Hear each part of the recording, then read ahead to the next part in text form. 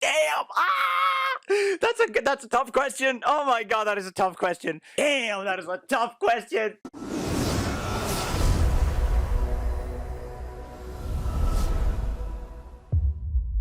Hey there, guys. Hope you're having a lovely, lovely day or night where you may be.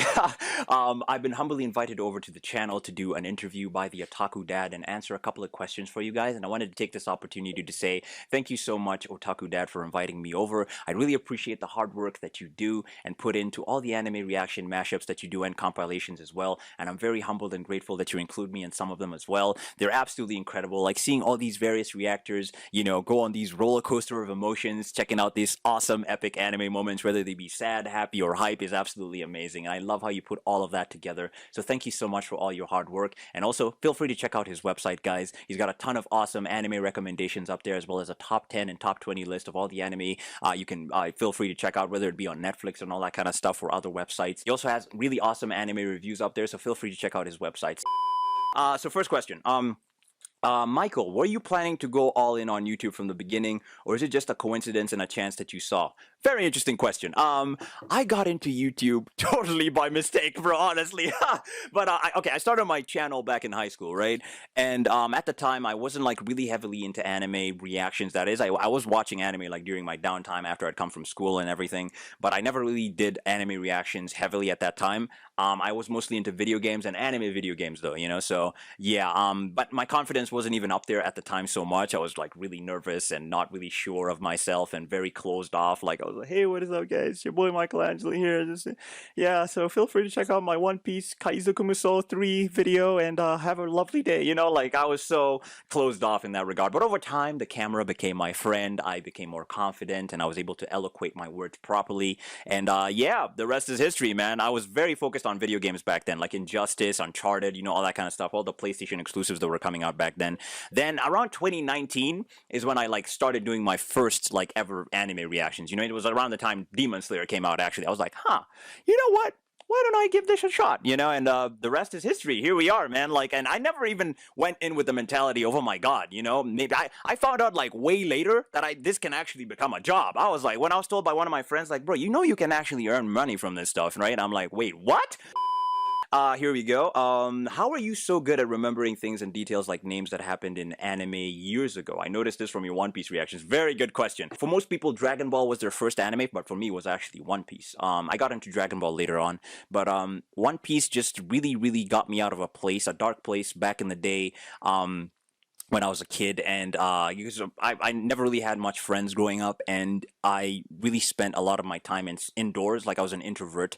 And when I found One Piece, like I fell in love from episode 1 with this kid called Monkey D. Luffy, bro. Like his journey going from island to island, recruiting all the Straw Hats, all these various characters meeting along the way, all these islands he would go to, meeting Alvida, Buggy, Kobe, Helmeppo, Axe Hand Morgan, all of these characters. Like I felt like I was a part of the crew. I felt like I was going on this journey with him, So I got so invested in that regard. And I've watched One Piece like multiple times also, specific arcs, especially like, the pre-time skip arcs, Skypiea, Marineford as well. And all that kind of stuff. Like I like to try my best to like rewatch sometimes. Mostly even when I would get bored or something. Like I just go back and rewatch and just like, because I really, there's something about I don't know if I'm the only one who feels this. There's something about pre-time skip One Piece that just feels so good. Like I don't know if it's the nostalgia or anything, but yeah, basically that also ties into how I'm able to remember things. A lot. Not to say that I can remember everything. Like even case in point, when Momonosuke was using the voice of all things again in Wano, like I was like, wait, how is he able to hear Luffy? And then some people in the comment section were, letting me know, oh, he has the voice of all things. You not remember? I was like, oh my god, that happened. In fact, honestly, with the more recent stuff, I'm unable to remember the most recent stuff. But the stuff that happened back then in pre-time skip, like that's like kind of fresh to me, which is really surprising. And some people even accuse me sometimes. I'm like, bro, you're a manga reader, aren't you, bro? How are you able to remember things that happened in 800 episodes ago? I'm just like, bro, I'm just invested in the show. I love the show. How good is your Japanese? Surprisingly, below average. I am learning though. I have some of my subscribers from Japan sent me some kanji books. I'm learning to write and also read. The reading part is actually pretty easy, but the writing part, damn, goddamn, bro, writing kanji and hiragana and katakana is really difficult because it's not like writing. It kind of feels like drawing, honestly. Like it's very hard. But I'd say I know enough to at least understand 10% of a conversation. Does that make sense? I do know a couple of words, enough at least to be able to introduce myself to a Japanese person, like maybe "Watashi no namae wa Michael-san," which is like my name is Michael, or wish them Happy New Year or something, "Akemashite omedetou gozaimasu," which means Happy New Year, or if I wanted to ask them, if can we go eat or let's go eat, tabe ni ikimashou, so let's go eat or something. I must say though, anime, over the years watching it like really has helped me like ease the process of me being able to learn these Japanese words more easily. Like I just find the pronunciation, especially of certain characters' techniques, like they're so cool, like maybe for example like Demon Slayer with Akaza, jutsu shiki tenkai hakai satsu rashi no ni ni naranai nara kurusu, like the way he talks is so cool. Or even with Rengoku, like Hono no kokyu, ichi no kata, hiranui Hono no kokyu, ni no kata, noborien ten, Hono no kokyu, san no kata, kien basho, Hono no kokyu, oki, ku no kata, Rengoku, like it's so awesome. Even with One Piece with Zoro. In fact, Zoro was the first, because Kazuya Nakai is my favorite Japanese voice actor, the voice actor for Zoro. So back in the day, I would, always try my best to learn the Santoryu, techniques or anything, Santoryu oki, Rokudo no tsuji, Santoryu, Kakatsu pondu ho, Nitoryu iai, Rashomon, or Itoryu iai, Shisonson, like it's really cool, man. Like I just love the pronunciation, and that's actually what got me into learning Japanese. So if you have to choose just one game to play for the rest of your life, then what's that going to be? Ooh, very good question. Marvel Spider-Man. Marvel Spider-Man is like literally one of my favorite games of all time. In 2018, it was my game of the year, so I'd definitely say Marvel Spider-Man, and I'm very much looking forward to the sequel. I cannot wait to see what Insomniac has for us with Venom and Kraven and Peter Parker and Miles being playable together. Like I'm very excited to see what the sequel is gonna hold for us in regards to story and the world and New York, and whether they're going to expand the maps and all that kind of stuff. So yeah, definitely Marvel Spider-Man. What is your next move concerning collecting anime blades? Ooh, very good question. I'm very interested in collecting Sanemi Shinezugawa's sword. I'm very interested in the design of it and everything, so I'd definitely say that one, and also Enma, because I have all 4 of Zoro's swords. Like I got it way back, like I think 6 years ago. But I'm only missing now Enma. Like I have Waruichi Monji, Sandai Kitetsu, and Yubashiri as well as Shusui. But now all I'm missing is like Enma. So I'd definitely say those 2 blades, Sanemi's from Demon Slayer, and Zoro's Enma, aka Oden Itoria, Oden's sword, so yeah. Next question, make a choice, games or anime? Damn! That's a tough question. Oh my god, that is a tough question, because I live off of both. Damn! Oh, that is a hard question. I don't know if I can answer that one. Can I skip that one? Can I? Because I love both. I love both equally. I can't live without the other. Like it's like I can't live without my left arm, or my right arm. I mean, I know some people can, but a terrible analogy. But you get my point, right? Like I can't answer that question. It's too hard. It's too hard. Animation or plot? Ooh, very good question. For me, I'd definitely go with plot. Animation, it doesn't necessarily matter to me as much. I mean, I really do appreciate those moments when anime really go hardcore in regards to animation and fight scenes and all that kind of stuff. But for me, if the plot is good enough, then I'm invested, honestly. Like animation really doesn't necessarily carry an anime for me. Like if it has a good story, I'm in there. If they add on animation to that, hey, I'm good, bro. Like I'm absolutely fantastic with that. So yeah, I definitely have to go with plot. Next question, the fight against Gyutaro or the fight against Rui? Oh, fight against Gyutaro, are you kidding me? Tengen with 1 arm, bro? Yo, they popped off. Zenitsu popped off, Inosuke popped off, Tanjiro popped off. Definitely. I definitely have to go with the fight Gyutaro. Gyutaro's fight, definitely right now, is the greatest animated fight of all time in Demon Slayer at the moment, you know? I mean, okay, it's a close tie now since we recently got the the Bleach episode with Old Man Yama, aka Ajisai versus Yu Hao Bak, so it's a very close tie, you know, for me in that regard. But right now I'd definitely say Gyutaro versus Tengen, Tanjiro, Zenitsu, and all of them, and Daki, you know, all that stuff.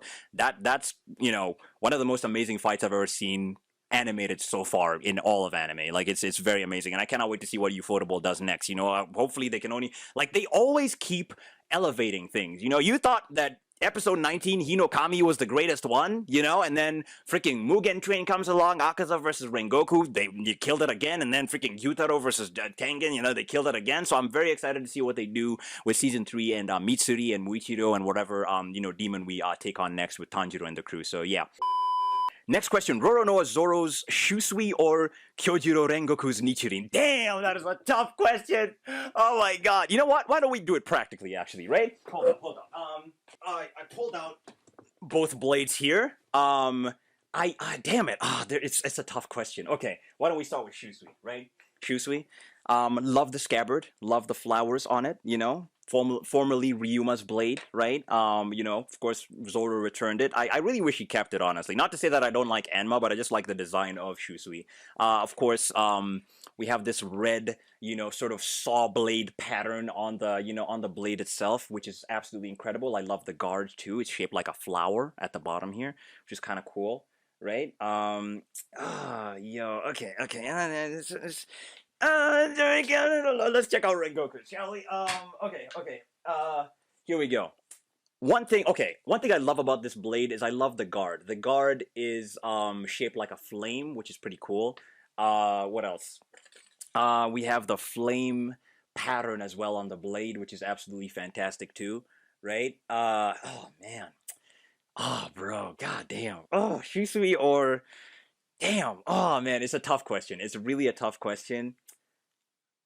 I'm gonna have to go with Rengoku's. I just like the very unique design of it, especially the guard. The guard, like the way it's shaped like a flame over here, is pretty cool to me. So yeah. Anime spoilers or YouTube copyright claims? Ooh, that is a tough question. God damn.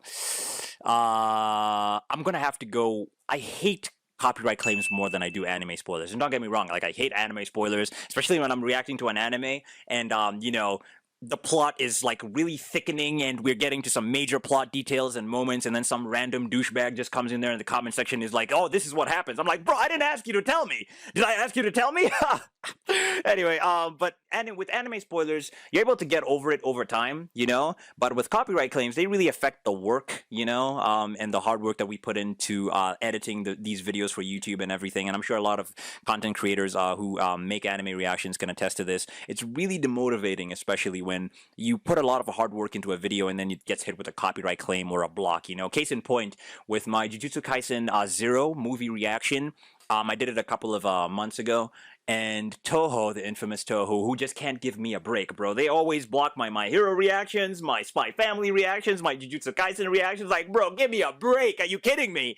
Toho, I love the anime that you're in charge of, but bro, can you just work with me? Work with me, bro. Are you kidding me? I spent 9 hours of my life editing that Jujutsu Kaisen Zero movie reaction, and it got blocked, man. And that's 9 hours of my life I'm never gonna get back, and it really sucks, you know. So yeah, I definitely have to say copyright claim, because it also affects the monetization as well, you know. So you know, it just, you know, you're unable to earn your bucks from you know, those particular videos and everything, you know, which I don't mind. Like I'm not into YouTube for the money per se, you know. Even if like a company, you know, copyright an anime company that's in charge of an anime that I'm reacting to, even if they claim my video, I don't mind, as long as it's like viewable and all that, watchable, you know, and still public to everybody. I don't even mind, you know. But Toho, god damn, they're on demon time.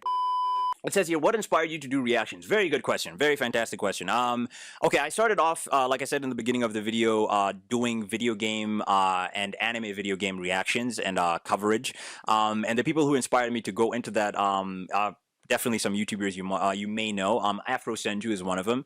He used to cover like heavily Naruto way back in the day. Also Rhyme Style, he used to do Dragon Ball games back in the day, and also PS360 HD2. He used to cover like he still does to this day, covers many anime games. So like I was just like, man, maybe I should be an anime video game content creator, you know. So I started trying it out, and they're the ones who inspired me to do so. Of course, I was also covering other games that I loved, not necessarily anime ones, but just Uncharted, all those kind of stuff. And yeah, I'd definitely say on the video game side of things, they're the ones who inspired me to push forward with my channel. On the movie reaction or trailer reaction side of things, I'd have to say Tyrone Magnus is one. Also, the Real Rejects too. They're the ones who inspired me to go into trailer reactions as well. I just love their whole dynamic. On the anime side of things, I'd have to say your boy Roshi. I love their content. They're absolutely funny. Lupa, Shira, and Roshi, they're absolutely hilarious. I love their dynamic as well. And also Jamie. Jamie is also another one who inspired me as well to push forward with my channel. I love her content and her One Piece reactions too. And yeah, R2TV2 is another one. They're really good too. So I'd say those various reactors and content creators are the one who inspired me to push forward with anime, especially because I started in 2019 and I was afraid to get into it because I was afraid that my channel would be struck down because a lot of content creators, anime content creators especially, are always targeted by these Japanese companies and that are in charge of these anime, and they strike them down or claim their videos, and it really jeopardizes their channels. So I was really afraid of that. And then 2019, I just said, you know what, YOLO, baby. Let's get it done. Let's do this. I'll give it a shot, and it's paid off so far, and I'm really grateful and glad that it has. So yeah, hopefully that answers your question. Next question, what's your favorite anime moment that most people probably don't know about? Ooh, that's a very tough question. I love it. Damn. Okay, most of the moments in my head are most of the anime epic moments in my head are mostly known, but off the top of my head, maybe a lot of people do know. This is a classic anime though. I definitely have to go with Cowboy Bebop. The moment where Spike and Vicious were fighting in the church, and Vicious throws Spike out the window of the church and everything, and then the orchestra is singing in the background. They're so good. And then Vicious hadn't realized that when he threw Spike out the window, Spike had left a grenade. At the time, and then the whole church blows up, and then Spike is just falling in slow motion as it's raining. It's incredible. I love that part. Or was it raining? No, I think the glass shards were falling. Yeah, I think that's what was happening. Yeah, so I'd definitely say that moment from Cowboy Bebop is like one of my most favorite moments. I think a lot of people may know that, but not too sure if that many people have watched Cowboy Bebop. But yeah, that's off the top of my head. I think that's the one I'd definitely choose. Who's your favorite Hashira? Rengoku Kyojiro! Yeah, he's my favorite. Rengoku is my favorite, my first favorite. Second favorite is Tengen after the Entertainment District. God damn, that man is now number 2. And actually, Giyu was my second, and then I saw Tengen fight, and there was like, Giyu had to go to third. So Rengoku first, Tengen second, Giyu is third. Yeah, those are my rankings of the Hashiras I love so far. Next question, where's your video's reaction for Demon Slayer movie? Oh, Mugen Train. Okay, damn. With Mugen Train, I really tried my best to, at the time, I didn't want to cut it for YouTube because at the time I was still afraid to, go that extra mile, because with movies you never know. These companies can really come at you and like shut your whole channel down with strikes and all that kind of stuff. So I decided to put it on a separate website, and then that website got shut down. So I just decided to take it over to Patreon. So if you'd like to check out my full reaction to my first time reaction to Demon Slayer Mugen Train, it's up there on Patreon. So yeah, hopefully that answers your question. There's already a time... Wait, what? There's already a time you had swallowed your microphone? Wait, what? What kind of question is that, bro? There are lots of times I potentially could have swallowed my microphone, because if you guys have noticed, I have my mouth open a lot during shocking moments when I'm watching something. So, yeah, there are lots of times I almost ate my microphone, bro. But, yeah... I love this question. What the heck, man? Shout out to you, bro. Whoever said this question, much love, man. Give us your favorite anime impression. Ooh, that's a very, very fantastic question. In fact, I'll hit you guys with 3. I'll hit you guys with 3 impressions from some of my favorite characters from anime. So I'll do Tengen. I'll give you his breathing style techniques. I'll also do Eren's speech to the subjects of Ymir, just the first part of it, and then also Gojo. So okay. I'll start off with Tengen. So I think he has three forms, total of sound breathing forms. So Oto no kokyu, Ichi no kata, Todoroki. Then Oto no kokyu, Shi no kata, Kyozan. Muken, you know? And then Oto no kokyu, go no kata, megen soso, you know? String performance, yeah, so that's, yeah. Then, Aaron, I know the first portion of the speech, hold up, give me a second. すべてを意味るの民に包む。俺の名は Eren Yeager. Yeah, that's my impression. When I heard that speech the first time, I got chills, bro. Yeah, so that's one. Then Gojo, I can do is Holo Purple technique. Okay. 仕方ない。少し乱暴しようか。術式重点。青。術式反転。赤。清式。紫. There you go. Yeah, so those are my best impressions. Hopefully I did well enough. But yeah, thank you so much for all these lovely questions, Otaku Dad. Thank you. Oh, he says here, thank you so much for your precious time. Hope you have a great day. Hope you have a great day. Thank you so much for having me on. Hope you guys have a lovely day or night where you may be. I really appreciate all the hard work you do, Otaku Dad. And to all your fans, hope you guys stay safe and healthy out there. Thank you so much for everything you do. I'll see you guys next time. Take care of each other. Peace out. And yeah, man, have a lovely day. I don't know how to end this video. I'm just messing. Take care, guys. Much love.